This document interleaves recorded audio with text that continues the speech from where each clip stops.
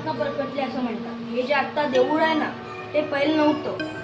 भूतबाधा आणि विषबाधा देवी उतरवते. तिथं जे काही असत म्हणजे माती झालं, चिखल झालं, गवत झालं, ते देवीचं नाव घेऊन तिथं लावायचं. विष आपोआप उतरायचं. भूतबाधा झाली, तुम्ही वेशीच्या आत आलात तर ज्याला भूतबाधा झाले ती भूतबाधा काही क्षणासाठी उतरते. मंडळींनो नमस्कार. मी संस्कृती कोलकरकर म्हणजे तुम्हा सर्वांची कोकणची राणी तुमचं पुन्हा एकदा आपल्या यूट्यूब चॅनलवर स्वागत करते आहे. तर मंडळींनो आज आपण श्रीवर्धन येथील सोमजाई देवीच्या मंदिरात आहोत आणि आज आपल्याला इथे सोहम दादा आपल्याला देवीविषयी माहिती सांगणार आहे. तर व्हिडिओ मुळीच स्किप करू नका. चला वेळ वाया घालवता आजच्या ब्लॉगला सुरुवात करूया. देवी होमातनं प्रकटले असं म्हणतात. हे जे आत्ता देऊळ आहे ना ते पहिलं नव्हतं. सगळं रान होतं. खाली रानात मुले खेळायची. त्या मुलांसोबत खेळायला हे जे बाहेर तुमचं झाड दिसतं ना आपल्याला इथलं, तिथं आत्ता देव स्थापन केले. तिथं त्या झाडाखाली एक मुलगा एक मुलगी प्रकट व्हायची. ते त्या मुलांसोबत खेळायचे. मुलं खेळून गेली की त्या झाडाखालीहून पुन्हा गायब व्हायचे. तेव्हा या गावात अगस्ती मुनींचं वास्तव्य होतं. गावातने त्यांना सांगितलं. त्यांनी त्यांच्या दिव्यादृष्टीने पाहिलं तर तिथं शाळीग्राम भेटले. त्यांनी देवीला विनंती लावली, सोमनाथ, जाई देवी पार्वती, अर्धनारेश्वर, नटेश्वर रूपात आपली देवी आहे. देवीच्या 4 शक्त्या आणि 4 रूप आहेत. कंकाळी, भद्रकाली, कात्यायनी, चामुंडायनी या देवीच्या 4 शक्त्या. देवीचे 4 रूप म्हणजे शिव, नंदी, भवानी, वासुकी ही देवीची 4 रूप. देवीचा पालखी आणि रथ होतो. चैत्र शुद्ध गौरी तृतीया तेव्हा देवी बहीण कुसुमादेवीला भेटायला जाते. चैत्र शुद्ध गौरी पौर्णिमा तेव्हा देवी भाऊ भैरवनाथाला भेटायला जाते. दोघांकडे हातकोडे होतात. हातकोडे म्हणजे हे लाकडी कोडे. बायका नवस करतात आणि तो पूर्ण करण्यासाठी हे हातकोडे अशी हातात घालतात. ही त्यांची चावी, ज्याला आमच्या इथे चिठ्ठी बोलतात, ही अशी लावली जाते. एवढीच. नवस पूर्ण होणार असेल ती चिठ्ठी खालच्या खाली पडते, पण जर नवस पूर्ण होणार नसेल ती चिठ्ठी अशी वरवर सरकत जाते. असे हातकोडे घालून देवीच्या ढोलांसोबत देवळाच्या 6 प्रदक्षिणा मारायच्या.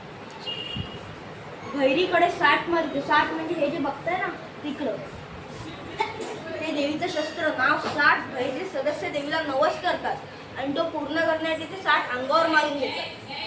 देवीचा रथ येतो.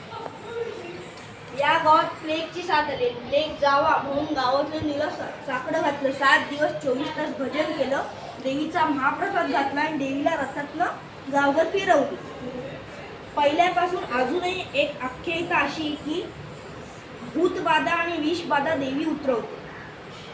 पहिले काय होतं, विषबाधा झाली तर तिथं जे काही असत म्हणजे माती झालं, चिखल झालं, गवत झालं, ते देवीचं नाव घेऊन तिथं लावायचं.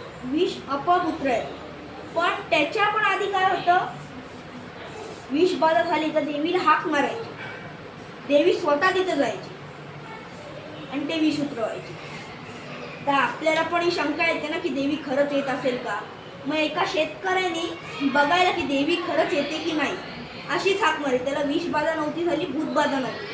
मग तेव्हा देवीने काय करून दिलं की विषबाधा किंवा भूतबाधा झाली तर त्या व्यक्तीला देवळात आणायचं. विषबाधा झाली, तुम्ही वेशीच्या आत आला तर ते विष जेवढं चढलं तेवढंच राहतं, अजून चढत नाही. भूतबाधा झाली, तुम्ही वेशीच्या आत आलात तर ज्याला भूतबाधा झाले ती भूतबाधा काही क्षणासाठी उतरते. म्हणजे त्याला वर आणता येईल. त्या माणसाला भूतबाधा उतरली नाही तर तो वरच येणार नाही ना. देवीचं दर्शन घेतलं, आपण प्रदक्षिणा मारायला जातो. पाठीमागे ओम आहे, भिंतीत चुंबक नाही, काही नाही. मनातल्या मनात इच्छा मागून तिथं नाणं चिकटवायचं. नाणं चिकटलं तर आपली इच्छा पूर्ण होते, पण जर नाणं चिकटलं नाही तर आपली इच्छा पूर्ण होत नाही. ते आणून दानपेढीत टाकायचं. ही झाली सोमजाई देवीची आख्यायिका.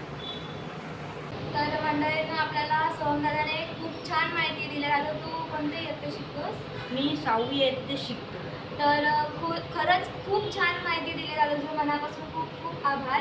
आणि तुम्हाला हा व्हिडिओ कसा वाटला हे मला कमेंट बॉक्समध्ये नक्की कळवा आणि व्हिडिओ जास्तीत जास्त लोकांपर्यंत शेअर करा. आपण भेटूया पुढच्या व्हिडिओमध्ये. तोपर्यंत थँक्स फॉर वॉचिंग. बाय.